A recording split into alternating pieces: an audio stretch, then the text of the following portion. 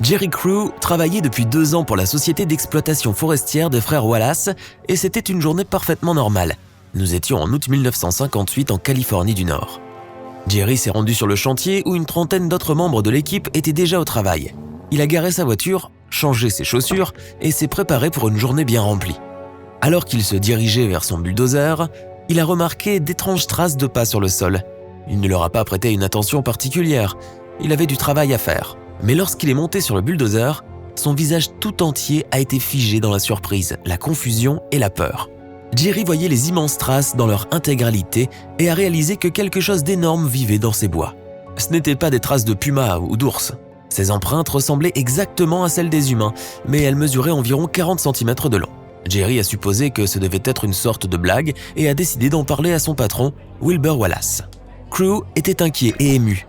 Et il a parlé assez fort, si bien que les autres ouvriers ont entendu leur conversation.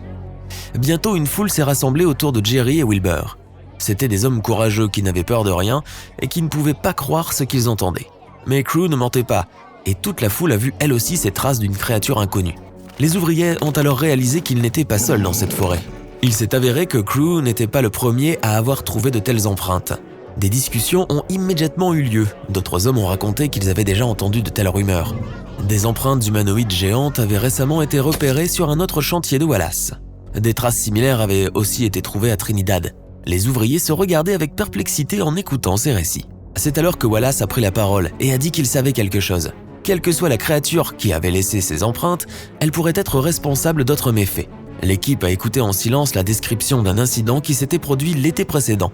Il y avait un grand baril de diesel sur l'un des chantiers. Un jour, il avait disparu, ne laissant qu'une empreinte sur le sol.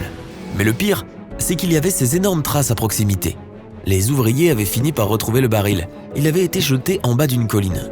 Wallace a précisé que le baril avait bien été jeté, et non pas juste poussé, car le feuillage de la pente n'était ni cassé ni aplati. Un humain n'aurait pas pu le faire. Le tonneau pesait presque une demi-tonne. Puis il s'est souvenu d'un autre incident étrange. Des ouvriers avaient trouvé une roue de secours de 320 kg dans un fossé. Wallace a supposé qu'il s'agissait de vandales qui s'amusaient. Mais maintenant, il était sûr que cette créature inconnue aux pieds énormes était responsable de toutes ces farces. Il a dit à tout le monde de se remettre au travail, mais les hommes ne pensaient qu'à ce mystérieux monstre. Ils l'ont appelé Bigfoot et il est rapidement devenu une légende locale. Pendant longtemps, il y a eu de plus en plus d'histoires concernant ce géant de la forêt. Un jour, 4 chiens ont disparu et Bigfoot était le principal suspect dans cette affaire. Les gens avaient peur de marcher dans les bois. Ils ne quittaient pas leur maison tard dans la nuit. Certains hommes ont même commencé à porter des armes pour se défendre. Une bête qui peut lancer des barils énormes et des pneus était assurément dangereuse. Puis les journalistes se sont intéressés à ces histoires. Mais il s'est avéré que la plupart d'entre elles étaient inventées. Ces sombres histoires provenaient de bûcherons et de chasseurs locaux qui aimaient faire peur aux nouveaux venus. Ils parlaient de moustiques géants qui pouvaient boire le sang d'une vache comme un jus de fruits.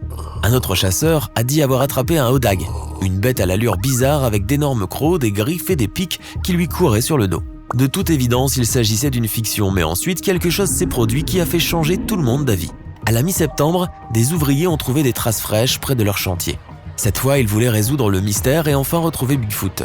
Ils ont invité des taxidermistes experts à identifier ces empreintes et à faire des moulages en plâtre. L'histoire a rapidement été publiée dans The Humboldt Times, puis dans d'autres grands journaux. En un rien de temps, Bigfoot est passé du statut de légende locale à celui de célébrité mondiale. Les forêts de Californie du Nord sont devenues une destination populaire pour le journalisme d'investigation. Bientôt, une photo de Jerry Crew avec sa trouvaille est même apparue dans le journal. Des dizaines de versions décrivant Bigfoot ont été publiées. Certains prétendaient que c'était un singe humanoïde, d'autres disaient que c'était un géant poilu de près de 3 mètres de haut. Quelques témoins oculaires ont décrit avoir senti une force et désagréable odeur lorsqu'ils l'ont vu. Même la communauté scientifique s'en est mêlée. Ils ont émis la théorie que Bigfoot était un chaînon inconnu dans l'évolution entre les singes et les humains.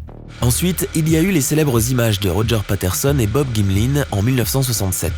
Le 20 octobre, les 2 hommes étaient à cheval le long de la rivière à Bluff Creek, lorsqu'ils ont remarqué une étrange silhouette derrière une maison abandonnée.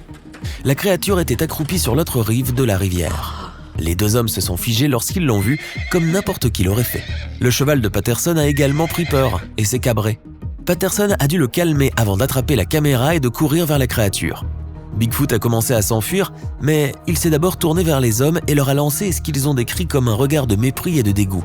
Puis la créature a disparu. Mais Patterson ne voulait pas abandonner si facilement. Il a couru vers un autre endroit d'où il pouvait filmer le monstre.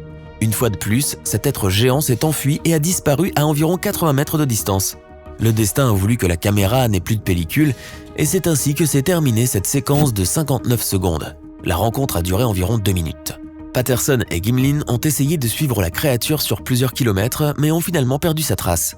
Ils ont estimé que la créature mesurait environ 2 mètres de haut. Sa fourrure était rouge brun foncé et noire.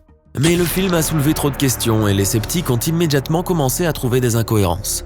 Tout d'abord, Patterson et Gimlin ont modifié leur déclaration sur la taille de Bigfoot. De plus, ils étaient les seuls témoins. Personne d'autre ne pouvait vérifier tout cela. Certains critiques ont même évoqué un lien entre les Wallace Brothers et ces cinéastes. Pourtant, Patterson s'en est tenu à l'authenticité des images jusqu'à son dernier souffle. Mais 44 ans plus tard, la vérité sur le mystère du Bigfoot a enfin été révélée. Wilbur et son frère Ray ainsi que leur neveu avaient orchestré le tout. Les histoires, les preuves, les traces, tout était l'œuvre d'un frère Wallace. Ils avaient utilisé un grand pied sculpté dans le bois pour créer les empreintes. Ils les avaient délibérément laissés dans des endroits où des bûcherons superstitieux pouvaient facilement les trouver. Ils étaient également responsables des autres farces de Bigfoot comme le déplacement du baril de carburant et du pneu géant. Mais ils ne s'étaient pas arrêtés là. Ils avaient également dispersé des échantillons de cheveux de Bigfoot dans toute la forêt pour que les chercheurs puissent les trouver. En fait, il s'agissait de poils de bison prélevés dans la ferme familiale à Toledo. Bien que tous les membres de la famille Wallace ne confirment pas qu'ils étaient impliqués, beaucoup de gens pensent que les frères ont également eu un rapport avec l'observation et le tournage de Bluff Creek. Et nous le savons toujours pas à ce jour. Si tu as appris quelque chose de nouveau aujourd'hui, alors mets un like à cette vidéo et partage-la avec un ami. Et voici d'autres vidéos que tu devrais apprécier. Il te suffit de cliquer à gauche ou à droite et de rester du côté sympa de la vie.